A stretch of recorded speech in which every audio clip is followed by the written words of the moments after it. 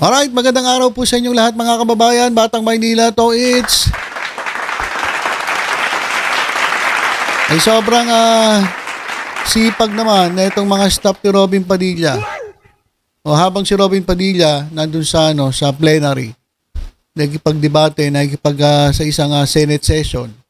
Itong kanyang mga staff sobrang sisipag mga kababayan kasi nagsisession din.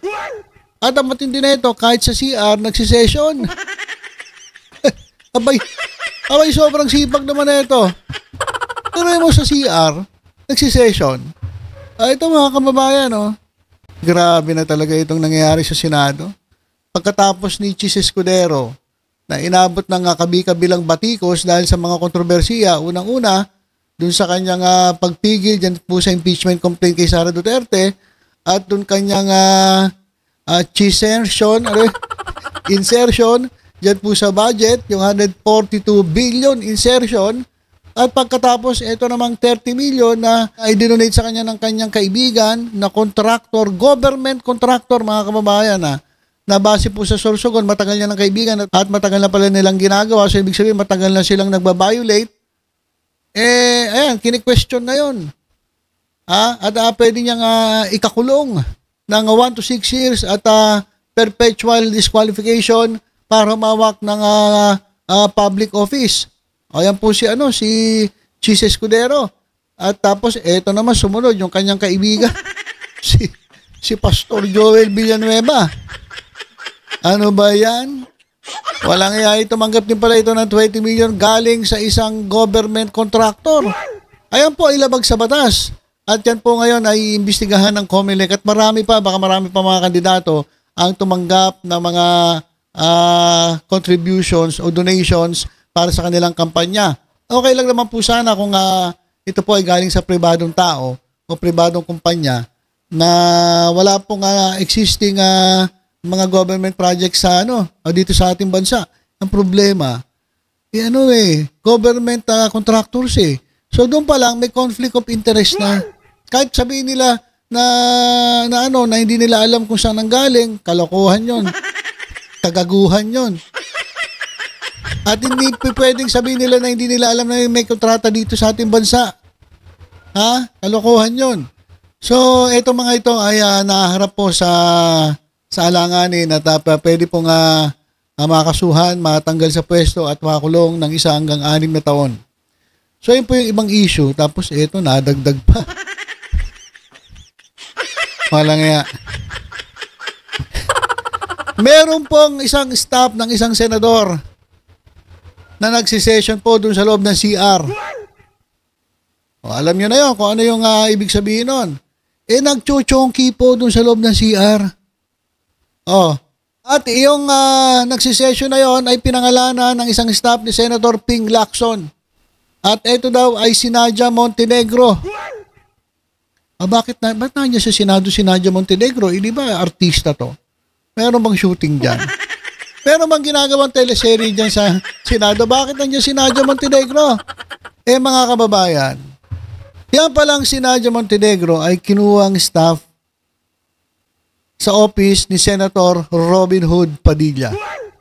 Ayan staff pala ni Robin Hood Padilla. Ayan Ayan, tingnan natin yung mga litrato. Ayan po. Si Nadia Montenegro. Isa pong dating artista. Ewan ko ngayon kung artista pa rin. So, nandyan po siya. Kasama po siya sa staff ni Senator Robin Hood Padilla. Ayan mga kababayan. Ano ba nangyari? Pinangalanan kasi. Nung una, ayaw pang pangalanan pero ito na, pinangalanan na. Ito nga si Nadia Montenegro ay pinangalanan sa ulat kaugnay ng umano'y chonky use sa Senado. Ayan mga kababayan. Mary Jane Hughes dyan po sa Senado. Basahin natin itong report. Pinangalanan ng isang staff ni Senator Ping Lacson si Nadia Montenegro sa opisyal na incident report ng Office of the Sergeant at Arms kaugnay ng umano'y paggamit ng Mary Jane o chonky sa loob ng Senado. Kapal na mukha sa loob pa ng Senado. Grabe mga kababayan Hindi man lang umuwi muna sa kanila. Doon mag-chonky. Talaga doon pa mismo sa loob ng Senado. Sobra-sobra ng pambabastos yan. Ang lakas ng loob. Ang lakas ng loob naman na itong tulonggis na ito. Now, ayon sa ulat ni Senate Security Officer Victor Patelo, 2 beses naitala ang insidente ng matapang at kakaibang amoy mula sa ladies' comfort room malapit sa opisina ng mga senador. Pero inyo, hindi lang pala 1 beses. 2 beses pa. Not once, but twice. Grabe naman ang lakas ng loob na itong chonkitor na ito. Ang lakas ng loob, mga kababayan, 2 beses. Siguro hindi nahalata nung una, akala niya walang nakakaalam, walang nakakapansin. Kaya inulit. Yung unang insidente ay noong 2 linggo ng Hulyo, bandang 5:00 ng hapon, matapos makatanggap ng tawag mula sa isang male staff. May male staff na nag-report. Teka, Sir, dito po sa CR ng babae. Meron pong masamang amoy at amoy chonky po, sir, amoy chonky.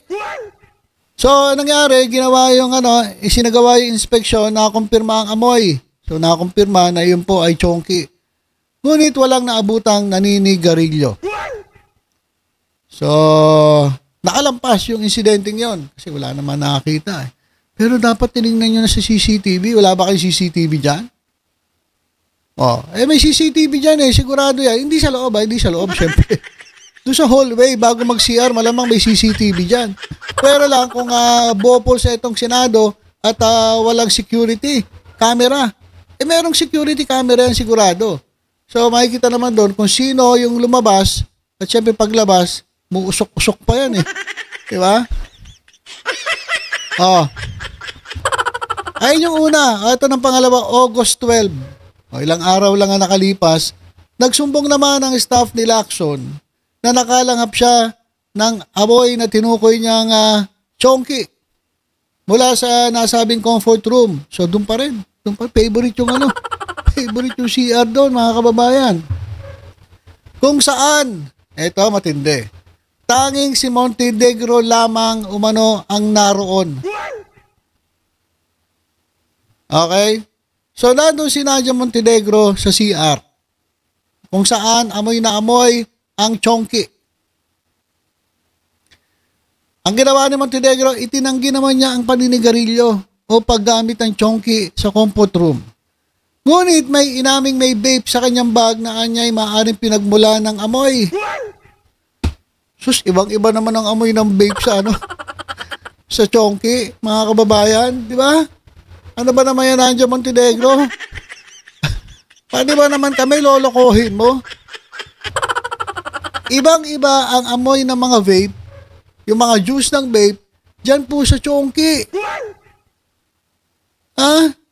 Kasi kung lang yan, kung vape lang yan, madali yan mawala Kasi vapor yan hindi katulad ng chonky, talagang usok yan. At kitang-kita ng isang staff ni Senator Ping Lacson na ang nandun lang ay etong si Nadia Montenegro, mga kababayan. Kaya sabi ko sa inyo, tingnan yung CCTV. Nadia Montenegro. Kahit tumanggi ka, malalaman ang katotohanan. Ayan, mga kababayan, si Nadia Montenegro. Nagbe-vape daw siya. Iba naman ang amoy ng vape diyan po sa sa Mary Jane, diyan po sa chonky. Tanong mo si Robin Padilla, alam niya yan. Alam niya yan. So, ano na ngayon, Robin Padilla? Ano ba nangyayari? Siguro malakas ang loob na ito ni Nadia Montenegro na mag-chonky. Kasi yun ang sinasabi, yung lumalabas sa report Sabihin na natin na under investigation. Ang sa atin lang, kaya siguro malakas ang loob ng mga ito.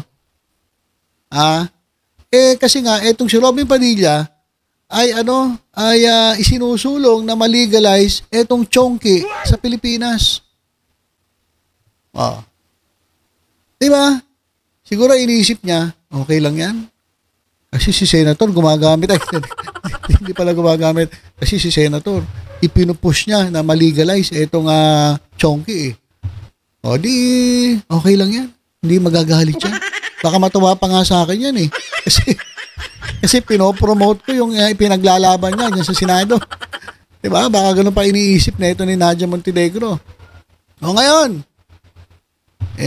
ako napapaisip tuloy, baka naman itong si Robin Padilla ay gumagamit din.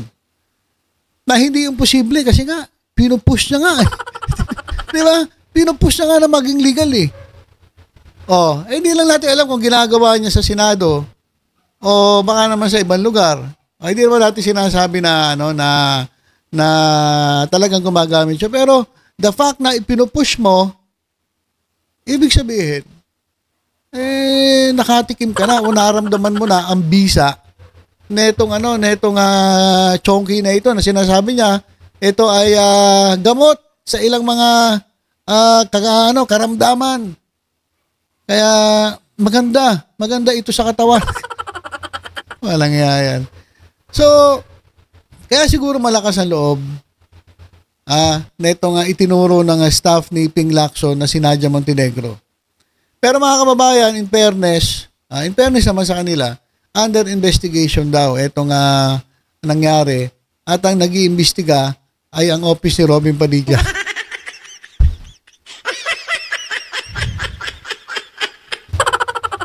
Ang sangkot ay staff ni Robin Padilla, ang nag-iimbestiga ay opisina rin ni Robin Padilla.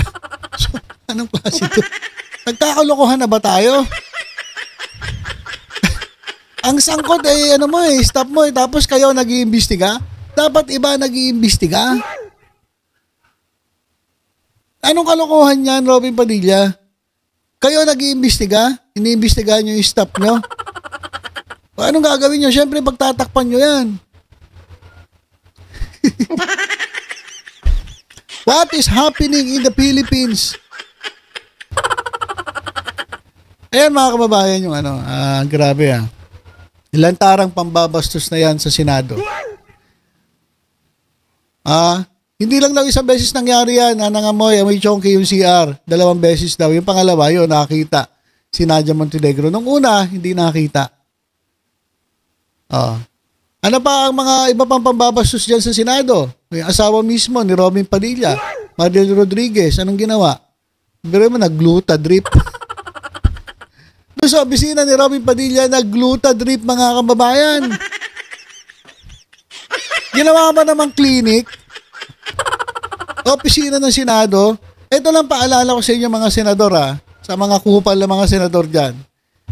Yan pong Senado, yan pong opisina ninyo, lahat po ng gamit dyan, ni tubig na iniinom ninyo, lahat po yan ang nagbabayad ay taong bayan. Kaya wala kayong karapatan na gamitin para sa personal ninyong gamit, yung yung facilities diyan po sa Senado. Pero yung ginawang clinic, nag-gluta drip. Tapos ngayon, eto naman. Ang ginawa naman ito, doon sa CR pa, ng Senado. Sosyal. Sosyal, etong si Nadia Montenegro.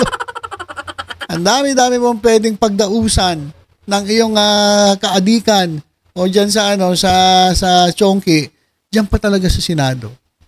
Maganda siguro CR ng Senado. Sosyal mga kababayan. Anak ng teteng to mga to. Wala. Grabe na talaga ang pambabastos na itong mga to sa Senado. O siya mga tao dyan sobra din na magtakip sa katotohanan. Akala mo mga honorable. Akala mo ang babait, ang gagaling. Kung pala sila mismo ay may mga itinatagong baho. Kaya sabi ko sa inyo mga kababayan, kahit anong itago ninyo dyan sa sa usok, aalingasaw yan. Kaya Nadia Montenegro, kahit kasampang CR magtago dyan sa Senado, maaamoy at maaamoy yan chonky mo. Ganun din ang tinatago na itong mga senador na ito. Nakala mo ang gagaling, ang babait, mga honorable, pero ito naglilitawan na umaalingasaw na yung kanila mga baho. Grabe mga kababayan, ito nangyayari. Abolish na kaya natin ang Senado. Sayang lang eh. Sayang ang binabayad natin sa mga to. Ewan ko. Ay, Robin Padilla. Imbestigahan mo maigi ang staff mo. Saan ka nakakita? Ang involved by staff ni Robin Padilla, tapos ang nag-iimbestiga, office ni Robin Padilla. Ano mangyayari dyan sa investigasyon? Di ba? Niloloko lang tayo ng mga to. Ng mga walang yan to. Okay, so ilan po muna mga kababayan, nabangan natin kung ano mangyayari dito kay Nadia Montenegro. Kasi tinatanggi niya eh. Tingnan na lang natin sa CCTV. May CCTV naman dyan. So malalaman mabubuko ka, Nadia Montenegro. Huwag ka nang mag-deny kung talagang ginawa mo. Sabihin mo na lang, okay lang naman yun eh. Okay lang sa boss ko yan. Turo mo na lang yun. Turo mo yung boss mo. Diba? Okay, so ilan po na mga kababayan. Tutok-tutok lang po dito sa Batang Maynila to. Sa iba pang updates, ingat po tayong lahat. God bless po.